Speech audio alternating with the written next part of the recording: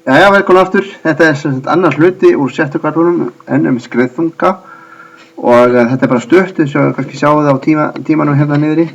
Þetta bara nokkrar glærur sem ég ætla að bæta hérna við og en það bætast sem sagt samt við nokkur dæmi, þannig að dæmi sem þarf að reikna úr vinnubókinni eru það bara nokkur við, þá sjáum við það bara eftir. En áfram með smjörið.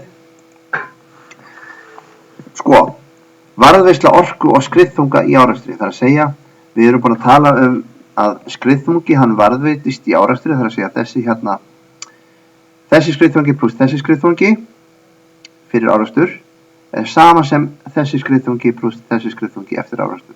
Það sem við vorum að tala um.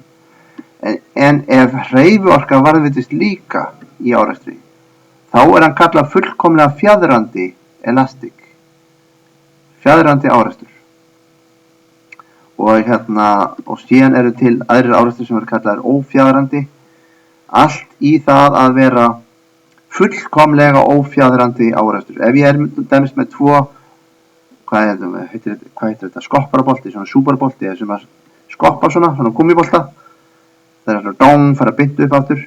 Og það er varðveitist hreyfiorkan svona nokkurn veginn, ekki alveg samt. Þannig ef við hendum svona boltan niður í jörðina, hann kemur beint upp aftur í sömu hæð. Ef þetta er leirbolti hins vegar, að þá búm, og bara límist það við gólfið og bara fer ekki neitt tilbaka. Það er kallað fullkomlega ófjaðrandi árekstur. Ef það bara gleipist og drefst algjörlega. Öll hreyfiorka bara drefst. Það er kallað ófjaðrandi árekstur, eða fullkomlega ófjaðrandi árekstur. En fjaðrandi árekstur er sem sagt þegar bæði hreyfiorka og skriðþungi varðast í árekstri og þá gildir þarna jafna sem eru á formúlublaðinu ykkar í rammanum efst til hægri skriðþunga. Þar stendur neðst VAF1 plus U1 er saman sem U2 plus VAF2. Þannig að ef við tökum bara hlut nummer 1 eða A hérna þessi þá VAF A plus UA, þessi hraði plus þessi hraði er saman sem þessi hraði plus þessi hraði. Það er það sem að jafnir að segja. Skoðið endilega á formúlublaðinu þannig ég veit hvað ég er að tala um.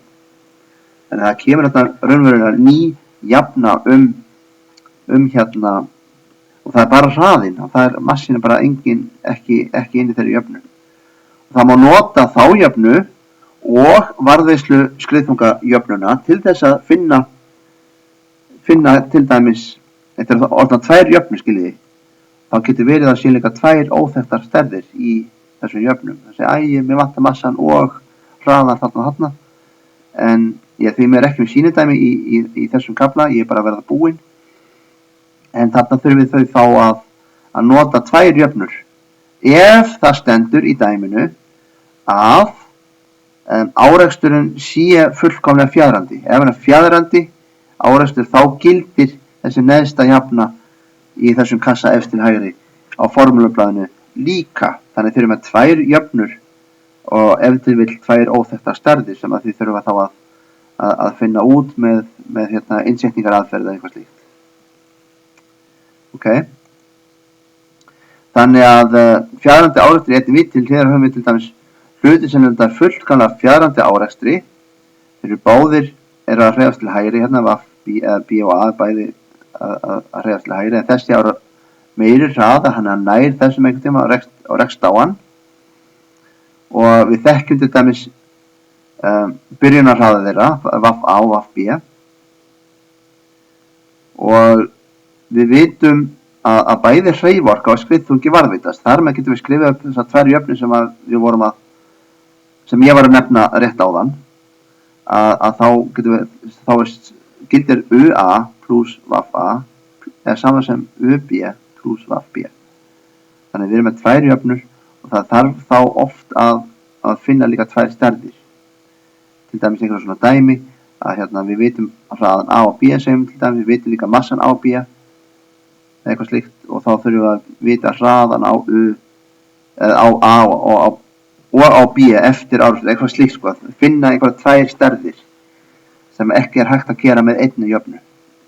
Þannig þurfum að nota þá báðar jöfnundar til þess að geta leyst það. Og það stendur það ef að svo er þá stendur alltaf að áreksturinn er fjaðrandi. Ef hann er fjaðrandi þá gildir þetta. Við alveg skrifa það hjá okkur á formúlufræðinu. Fullkomlega fjaðrandi árekstur þá gildir, eða stendur reyndar sko, þá gildir þessi setning jafna.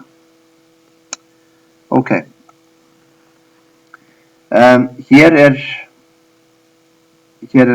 ófjaðrandi árekstur. Það þýðir í rauninni sko ófjaðrandi árekstur þýðir að partur af upphaflegri hreyfiorku hann tapast í ófjaðrandi árekstur. Það er að segja að hreyfiorkan tapast, hún helst ekki. Og þessi orka hún fer þá út sem þetta breyst í stöðuorku, þetta færslu upp, þetta breyst í varma, hljóðorku, aflöðunarorku og svo framvegis. Fullkomlega ófjaðrandi árekstur á sér stað þegar hlutirnir festast saman og er með sama hraða eftir árekstur. Þetta er eins og í síðasta fyrirlestri þegar að þessar tvær lestarvagnarnir þeir festust saman eftir árekstur og þá hreyfast þeir með sama hraða eftir á. Ég veit ekki hvort þetta var skýrt. En allavega, prófuðu að reikna þessi dæmi og kannski í minni fjarveru þá reynið samt sem áður. Þið eru með svörun á Moodle og allt saman, þannig þið getið kannski glímt við þetta og fundið einhverja góða lausn. Ég vona það. Hérna er aftur samantekt, bara úr öllum kaflunum, þið getið litið á það, þetta er bara til þess að þið hafið. Og síðan er þessi dæmi 7-12 sem á að reikna með vinnubókinni og það er restin af 7. kafla. Þetta voru bara 2 hlutar og næsti fyrirlestur er þá 7.1 sem er allt annað viðfangsefni sem að þið getið þá farið í þegar þið tilbúin í það. En ekki hlaupa hraðar en þið getið, það getið bara skref fyrir skref og ég vona að þetta gangi bara vel hjá ykkur og sumir að gera þetta bara ein heima og svona að glíma við þetta. Þetta er erfitt að fá ekki hjálp, en reynið að glíma við þetta, reynið að skilja þetta eins mikið og hægt er og reynið að glíma við þessi dæmi. Þannig að sjáumst þið bara þá einhvern tímann. Bye bye.